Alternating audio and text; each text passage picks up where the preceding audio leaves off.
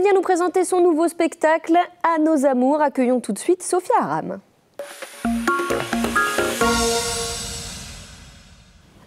Bonjour Sophia Aram, merci d'être avec nous. Mais merci de m'inviter. Et meilleurs vœux pour cette année 2020. Aussi, merci. Qu'est-ce qu'on peut vous souhaiter à vous? Oh bah écoutez, de manger des betteraves pour avoir un beau teint, des carottes. Il paraît que c'est très détox la betterave. Alors plein de betteraves pour toutes et pour tous. Eh ben parfait. Vous, on peut vous souhaiter beaucoup de succès avec ce nouveau spectacle À nos amours. Alors vous êtes en plein dans l'actualité parce que c'est avec humour que finalement vous dénoncez un peu le sexisme ambiant dans notre société. Le procès Harvey Weinstein vient d'ouvrir. Finalement, on est en plein dedans là.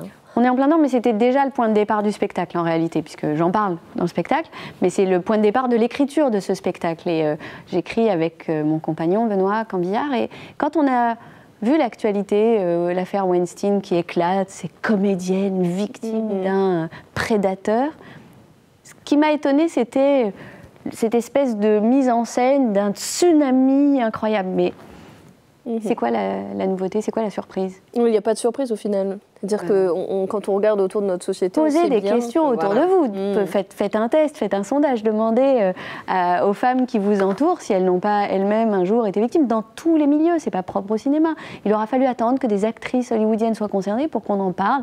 Et ben, enfin, j'ai envie de dire. C'est quoi? C'est un manifeste féministe, votre One Woman Show? On nous dit comme ça. On peut dire One Woman Show. C'est un constat.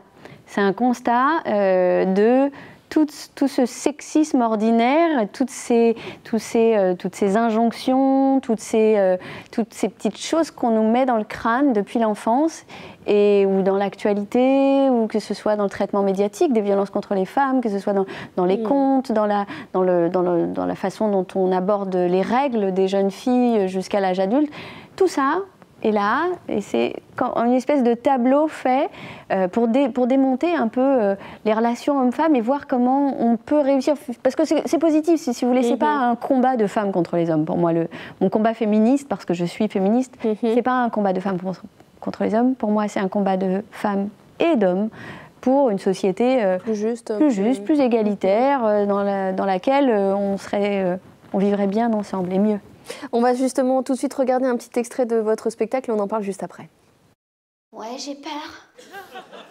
Mais ouais, j'ai peur. Mais quand je vois toutes ces féministes débarquer avec leur touffe de zadistes, un sécateur à la main pour émasculer les hommes et lutter contre l'épilation, j'ai peur.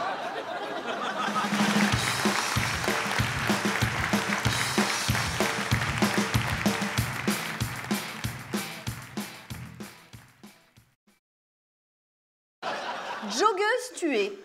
Une agression sexuelle qui a mal tourné. Et alors, c'est quoi une agression sexuelle qui tourne bien?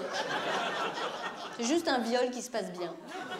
Et une agression sexuelle qui tourne très bien, c'est quand le violeur te raccompagne en taxi.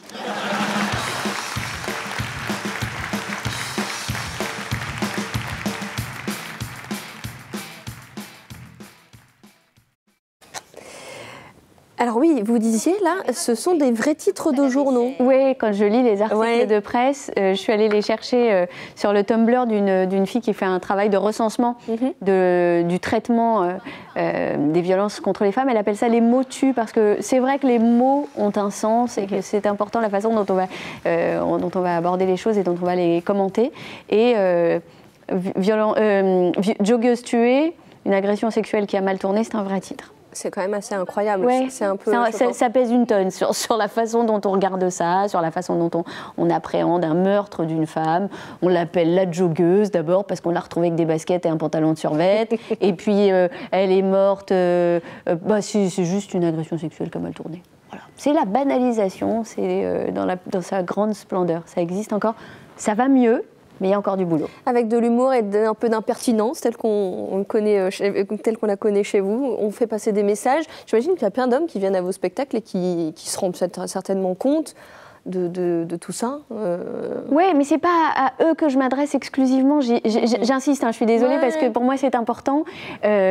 les hommes qui viennent voir le spectacle se sentent pas mal à l'aise, ni je les pointe pas du doigt, je dis pas vous êtes responsable de ça. Non, je dis nous sommes collectivement. C'est aussi la société, exactement. Le conditionnement, exactement. Et je pense l'école, mais bien sûr, bien sûr. Et puis nous, les femmes aussi, j'explique dans le spectacle, par exemple, combien de femmes au restaurant font semblant d'avoir un truc à faire au moment où l'addition arrive.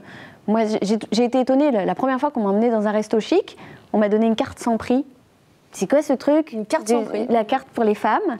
Il n'y a pas les prix parce que la femme ne doit pas savoir combien l'homme va payer pour l'inviter à déjeuner parce que fatalement, c'est lui qui va l'inviter. Et si j'ai envie de payer, moi, si j'ai envie d'inviter la personne avec laquelle, l'homme avec lequel je dîne, je ne peux pas le faire. Non, parce que c'est l'homme qui paye. Ça ne se fait pas, bien sûr.